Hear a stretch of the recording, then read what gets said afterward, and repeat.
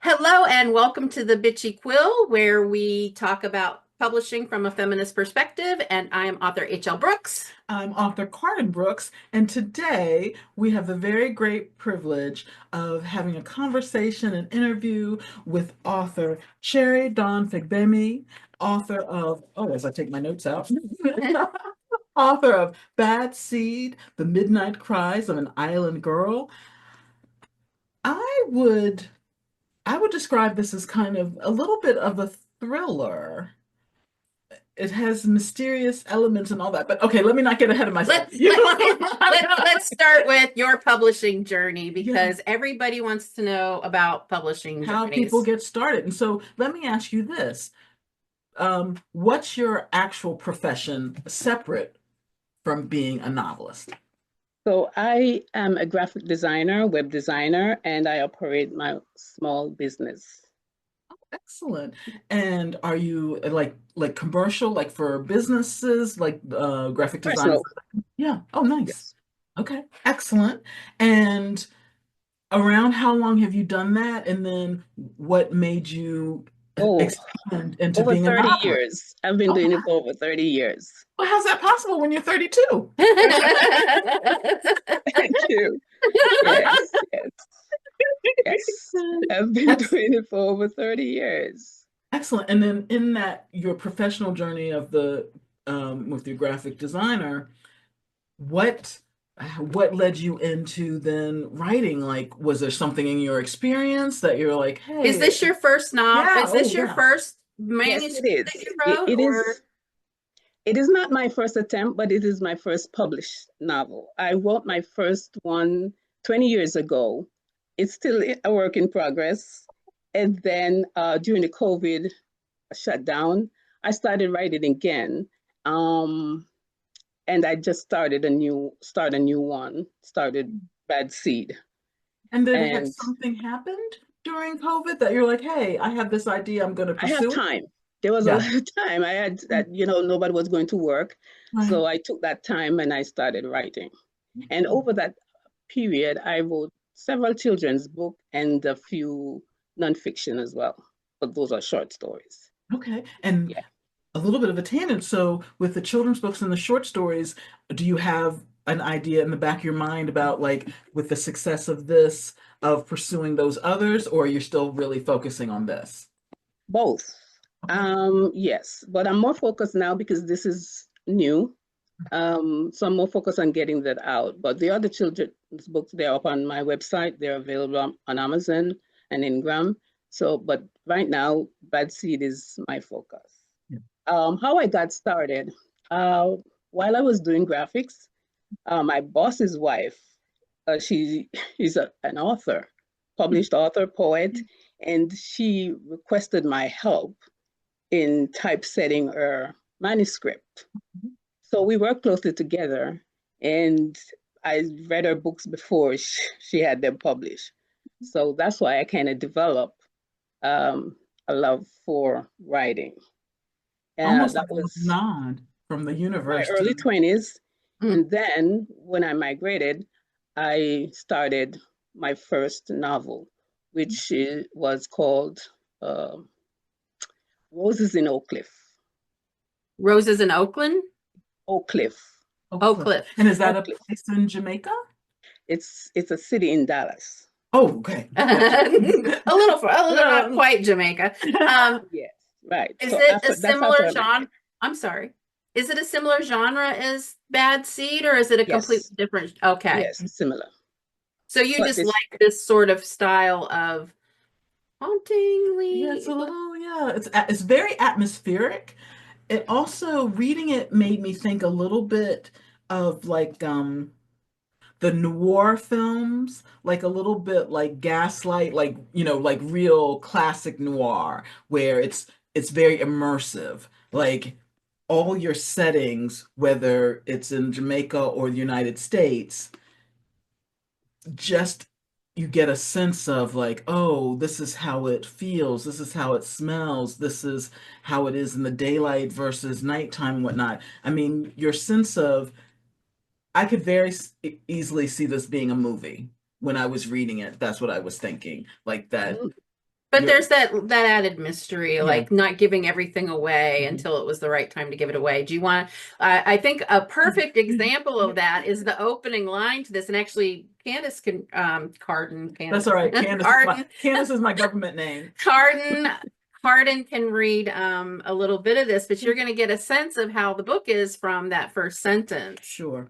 So this is from chapter 1, and I love that all your chapters have titles because I think that adds another layer of context of guiding the Mystery. reader.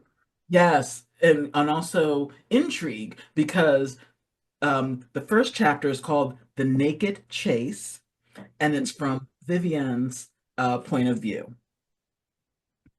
Montego Bay was where I should have died in the summer of 1985. The moment I stepped onto the roadway, strolling through the fern and bamboo grove below my brother's house, echoes of a dark past of unspoken secrets and mysteries hung over me. My heart pumped with a rhythm of unease as I cautiously made my way through the deserted grove. Rows of bamboo stretched as far as my eyes could see as the mysterious grove creaked against the force of the sea breeze. The smell of ganja wafting through the night air came from the man across the street, puffing on his joint. I shouldn't have been out so late by myself, since I wasn't yet familiar with the intricacies of Ironshore. But the distant throb of a reggae beat, a pulse slicing through the darkness, piqued my interest. With each step, the rhythm boomed louder.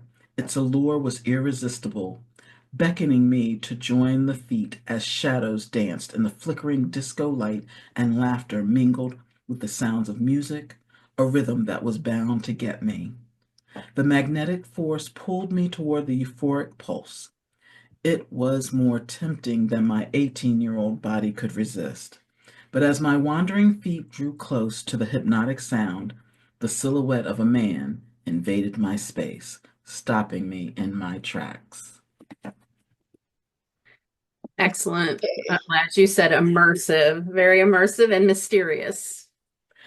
So let me ask you this, a little bit of mechanics of writing, because I noticed that in your acknowledgments, you thanked your writing group. And that made me wonder, because you talked about how your boss's wife's project got you thinking about your own story ideas. So how did you find your writers group? And then what benefits, clearly you had mentioned them in the acknowledgments, so we know they benefited you, but how did that evolve with finding a writing group and then knowing that that was a good fit for you? We always talk about how important writing groups are. And Yeah, like for the technicalities of writing, but also for the support, because writing can be a very isolating and solitary endeavor. So I said all that, but so my core question is, how did you find your writing group, and when did you know, and how did you know it was a good fit for you? So the writing group is here locally in Maryland. They're out of Olney. They're called Olney Okay. Writers Group. Yes. So um, they would request for a writer to present maybe a chapter or the first 10 pages of their novel. And everybody gets to critique the And book. was that in person or online? I No, don't know if it online. started. Okay, online. Yes, online. So they will critique different point of view, different suggestions, and you can't accept them all, actually. They'll tell you where you go wrong or what they think you should do Right. differently. Yeah. There was this one particular lady um, in the group that she did such a wonderful job with critiquing the first chapter. I said, no, she has to be my better reader. So I contacted her. Her name is Michelle Miller. I think I thank her, Yes, she's in the particularly. nomination. Yes. Yeah. So she said, I asked her if she would like to read and give me feedback. And she was so amazing.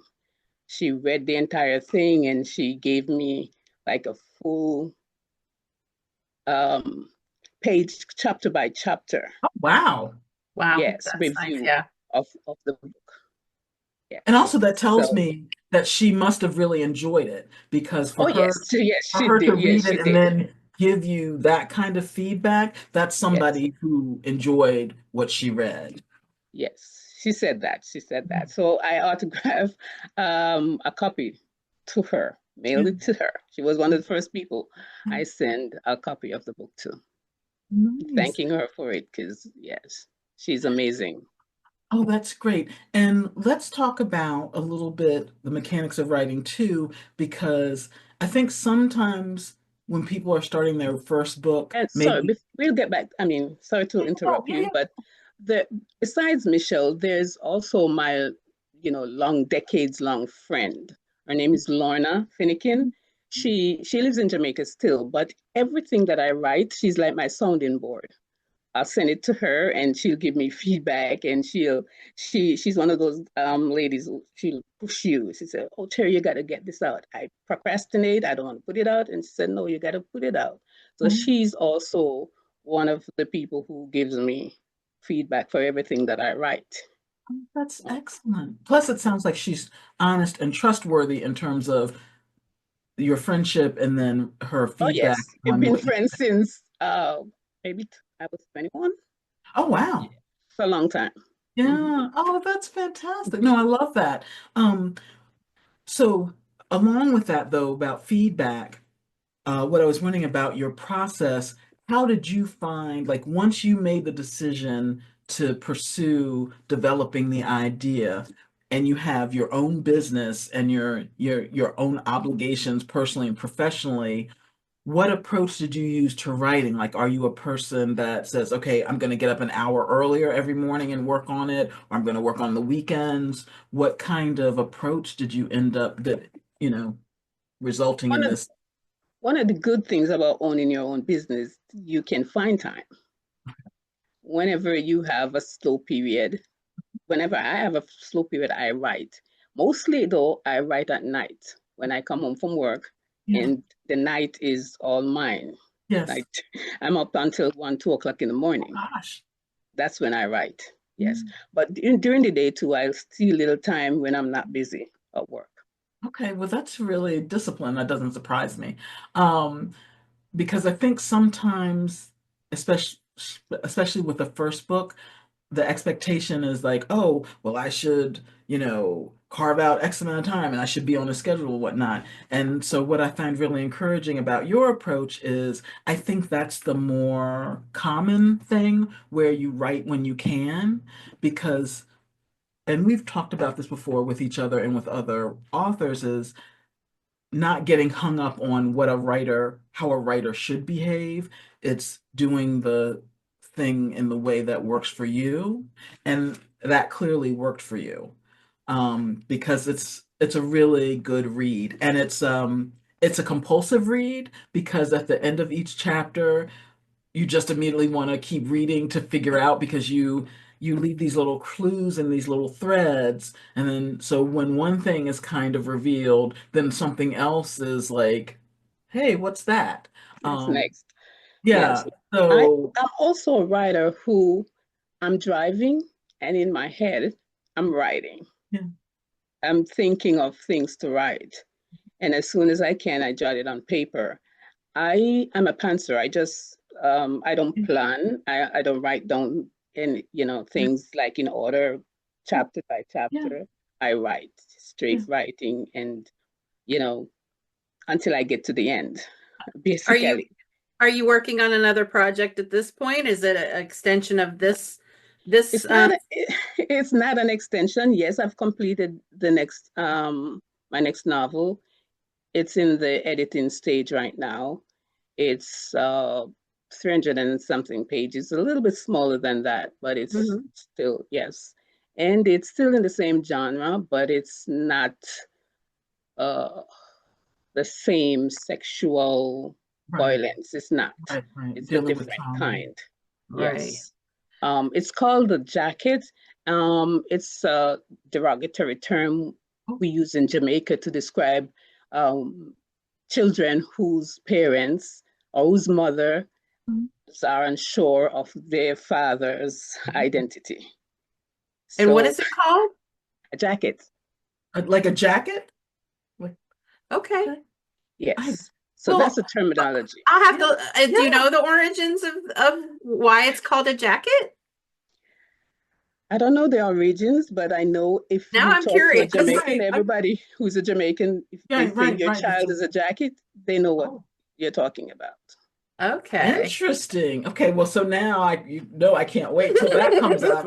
I'm very intrigued. That's it. Usually, And that's fascinating that's the other thing about reading diversely that's interesting is that you learn things that you wouldn't have otherwise known Been exposed to or been exposed to. Like, okay, yeah, thank you for yeah. so that is what your next book yes, is which is surrounding is these a particular mother or mothers that don't know who the father is. all children whose mothers are unsure. Those Okay. children, they're called jackets. Okay. People use it It's as a kind of like the word derogatory term. bastard, I guess, here. Yeah, okay. Yes, Okay. yes. Okay. So you Oh, call the child a jacket. I got it. oh, And I hope I'm not saying no, no, anything no, else. no, but Yeah. that's a good connection in terms of Okay. like Yes, evolution of it language. is. It is. But Okay. for a bastard, it's kind of the unmarried mother Right, having right. children, you know. Similar. Right. No, Okay. Similar. like kind of and then Yes. under that umbrella. Okay. Yes. Okay, so you got us on the hook for the next book, but I want to come back to this to say, in full disclosure, that you are going to be at the Right Women Book Fest on Saturday, July 19th at the Bowie Comfort Inn and Conference Center um, with Bad Seed 2 available for sale. And people can talk to you, ask you more questions, maybe get a little tidbit for your next book, and see you and interact with you and buy a copy and have it signed and personalized. Um, Yes. and you mentioned your children's books and your other book available online at Amazon. And forgive me, I can't remember. Do you actually have I I think have a she website. posts them on website? her website, some of the Okay. children's The books. website's What's called your website? greatvalley.com. GreatValueBooks.com. Great Valley Oh, Great Great Books. Valley. Valley. Sorry, gotcha. And I think I mean, the link is should be on our website, Yes. rightwomenbookfest.org. Every author's profile is linked to their website or to their Facebook page or Instagram, whatever they wanted it to be linked to. Yeah. But we will be sure to, in this post, put Yeah. Cherry's link in this post with this, along with this video, so you can find her books easily. Oh, and can people who might need your graphic design expertise, is that a different website? I don't have a website for that.